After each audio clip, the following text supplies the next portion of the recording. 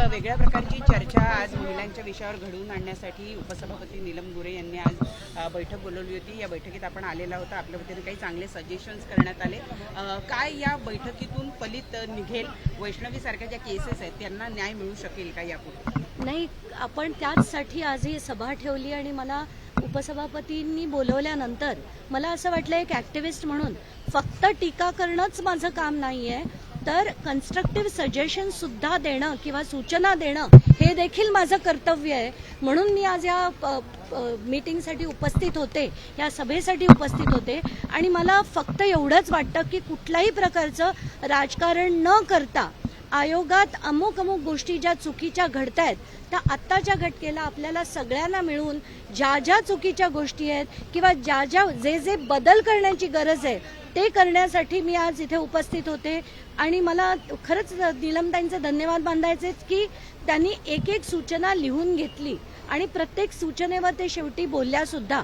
आता मला असं वाटतंय की आत्ताच्या घटकेला आयोगाकडे जेवढ्या पेंडिंग केसेस आहेत त्याचा सगळ्याचा आढावा घ्यावा, त्याच्या ज्या आयोगांनी काम केलं नाही, 6 महिन्याच्या वर जिथे अहवाल येणं पेंडिंग होतं त्या सगळ्या आयोगांची यादी बनवून होम मिनिस्ट्रीकडे देणं आणि तशा प्रत्येक आयोगावर कारवाई झाली पाहिजे। एवढंच नाही तर महिला आयोग काही फक्त एक छोटंसे एक यंत्रणा नाही आहे, त्याच्यासाठी आत्ताच्या घटकेला ना धड बजेट आहे, ना धड सदस्य आहेत, ना धड कारवाई होतीये।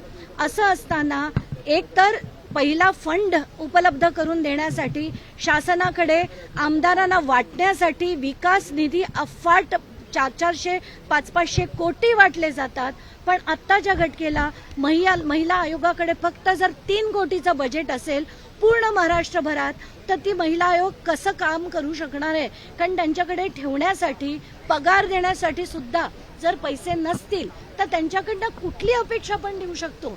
तर पहिलं म्हणजे शासनाला महिला आयोगाबद्दल सिरियस होण्याची गरज आहे। शासनाला अनेक गोष्टी जे त्यांनी मांडलंय, अनेकदा मांडलंय, त्याची आतापर्यंत हिअरिंग सुद्धा झाली नाहीये।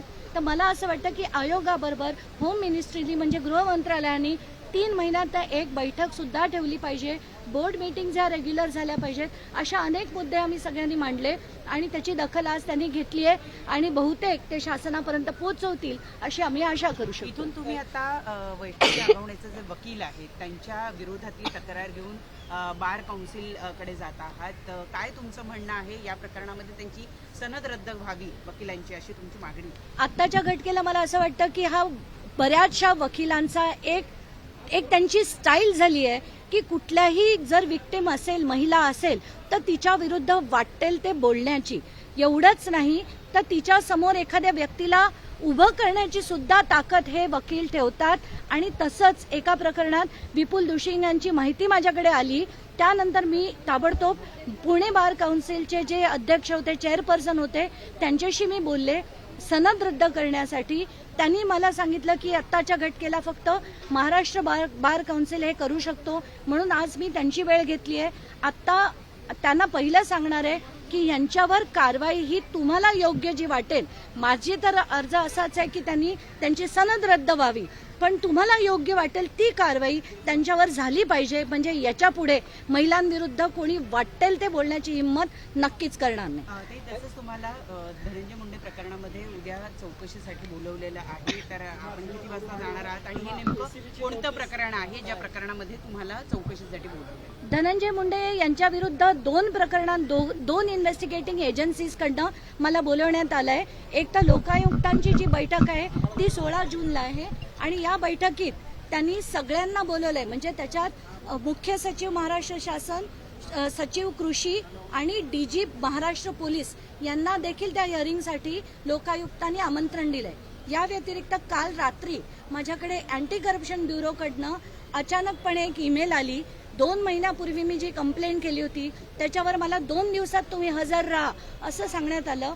आज आता इथे बैठक होती म्हणून मला जाता आलं नाही, पण उद्या मी त्यांच्या पुढे जाऊन माझ्याकडे आहे नाही त्या सगळ्या गोष्टी, सगळे स्कॅम्स मी त्यांच्या पुढे मांडणार आहे। हे तेच प्रकरण आहे का ज्यात तुम्ही ॲग्रो प्रोडक्ट खरेदी करण्याच्या संदर्भात जो भ्रष्टाचार तुम्ही उघडकीस आणला होता तेच हे प्रकरण आहे? आत्ताच्या घटकेला माझ्याकडे त्यांची 2 प्रकरणं आहेत आणि दोन्हीच्या दोन्ही, ज्याच्यात ॲग्री स्कॅम हा मोठ्यात मोठा जो स्कॅम त्यांनी सरळ उघडपणे केलेला आहे त्याची माहिती देखील मी देणार आहे, ऑफिस ऑफ प्रॉफिटची देखील माहिती देणार आहे. पण अँटी करप्शन ब्युरोच्या ते अद्यारीत येत नाही म्हणून त्याबद्दल विशेष काही बोलणार नाही, पण कानावर नक्कीच घालणार आहे. पण आत्ताच्या घटकेला अँटी करप्शन ब्युरो काही विशेष काही करेल असं मला वाटत नाही.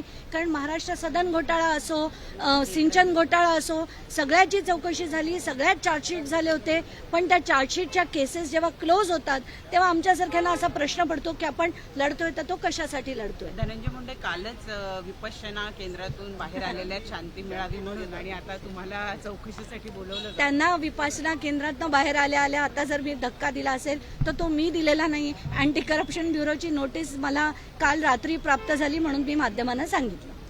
ताई, ऊसतोड कामगार महिलांसंदर्भात आपली काय भूमिका राहील? खरं तर त्यांचं आरोग्य धोक्यात आहे, मोठा आकडा समोर येतोय, गर्भपिशव्या त्यांनी काढलेल्या आहेत, कसं पाहता याकडे? कसं आहे की 80,000 ज्या महिला ऊसतोडीसाठी जातात त्याच्यापैकी 13,861 का काहीतरी महिलांनी त्यांची हिस्ट्रेक्टॉमी म्हणजे पिशवी काढून घेण्याची सर्जरी केली आहे. आणि त्या 35 ते 40 वयोगटात आहेत.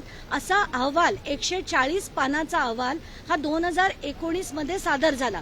त्यानंतर असं ठरवण्यात आलं की बीडमध्ये या जेवढ्या महिला जातील तेवढ्या महिलांना सरकारकडनं नो ऑब्जेक्शन घेणं गरजेचं आहे, सिव्हिल हॉस्पिटलकडनं. पण आत्ताच्या घटकेला बीड सोडून आजूबाजूच्या जिल्ह्यांमधनं हे केलं जात आहे, हिस्टेक्टॉमी सर्रास होत आहेत. आत्ताच्या घटकेला 843 नवीन अशी प्रकरणं आली आहेत.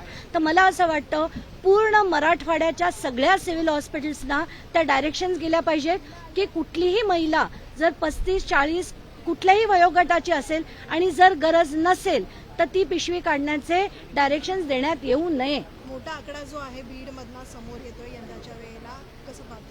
दुःख होतं की एखाद्या महिलेला तिचा इतका महत्वाचा असा अवयव काढून टाकेपर्यंत तिला तो ते लढावं लागतं, म्हणजे तिला ते करावं लागतं आणि तिला ते भाग पाडलं जातंय. त्याचं कारण असं की त्या जेव्हा ऊसतोडीसाठी जातात आणि जिथे जिथे त्या राहतात इतकी दयनीय परिस्थिती असते, त्याच्यात त्यांच्या पोटात दुखलं, सिव्हिल हॉस्पिटलमध्ये जाण्याची गरज पडली तर त्यांचा पगार सुद्धा कापला जातो. आणि म्हणूनच हे सगळं होऊ नये म्हणून ते गर्भपिशवी काढून टाकतात. मला या गोष्टीची इतकी खंत वाटते की इतकं इन्सेन्सिटिव्ह असं कसं शासन असू शकतं. आणि अशा गोष्टींवर तर पहिली कारवाई झाली पाहिजे, पण तसं होताना दिसत नाही. देश विदेशातील प्रत्येक घडामोडींचे लाईव्ह अपडेट मिळवण्यासाठी आता साम टीव्हीच्या सर्व सोशल मीडिया प्लॅटफॉर्मला लाईक, फॉलो आणि सबस्क्राईब करा.